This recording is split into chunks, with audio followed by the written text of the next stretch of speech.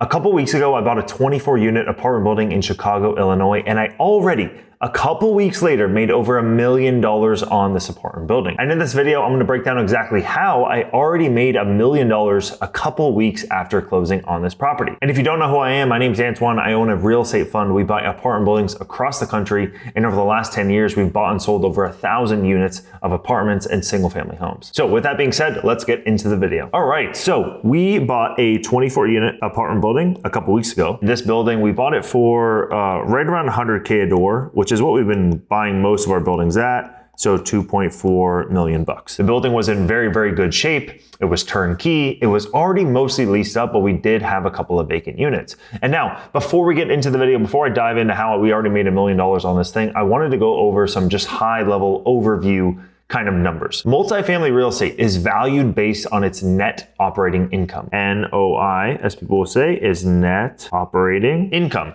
That is how properties are valued. So if you wanted to find the value of a property, you would take the NOI, you would divide that by the cap rate to get the value. This cap rate number in the neighborhood that we're buying in is around an 8% cap rate. For example, if you had $100,000 in NOI annualized, divided by 8%, that property would be worth $1,250,000. That is just a simple way for you to be able to figure out what a property is worth. And it also allows you to figure out what value you added. Because now what's cool is that, like, if you take this 100K and you add 20K to it, and then it goes to 120K over an 8% cap rate, you're gonna have some new value. And this new property would be worth $1.5 million.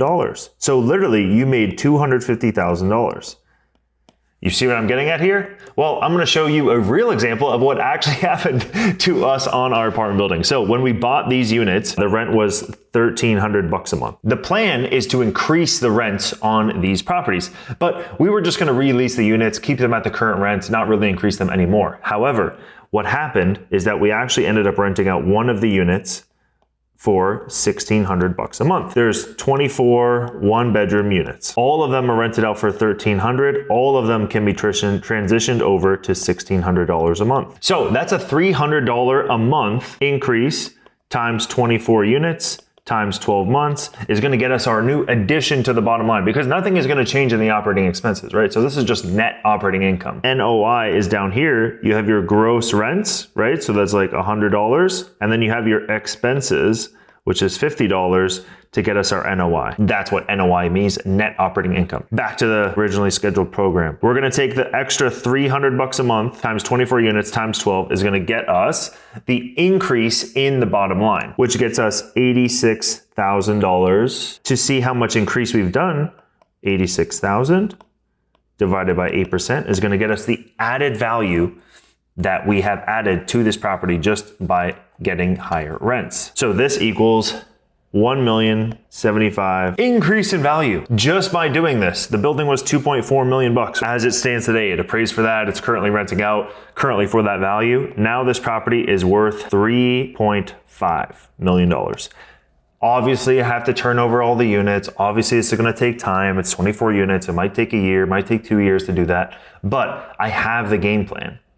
And it's funny because when we were running the numbers on this apartment building, we did not think that we were gonna get, $1,600 a month for these units, right? We were at $1,300. We did not think that we were gonna get $1,600. We kind of put our market rent at $1,300, and instead we're at $1,600. This is just like a super simple example showing you how much value you can add to multifamily apartment buildings, and it's not that challenging. I mean, like with single family houses, the issue is like you have all these different houses, and this one is on 3rd Street, this one's on 10th, and this one's on 20th. You might get 1,200, 1,100, and 1,600. They're all on different streets. They're all in different neighborhoods. They're all different layouts, different floor plan. The great thing about an apartment building, if you have these 4 units all in one, is like if this one gets 1,200 and this one's at 900, 900 can go to 1,200. It's the same location, same block, same zip code, so long as the unit mix is the same and same layout and all that kind of stuff.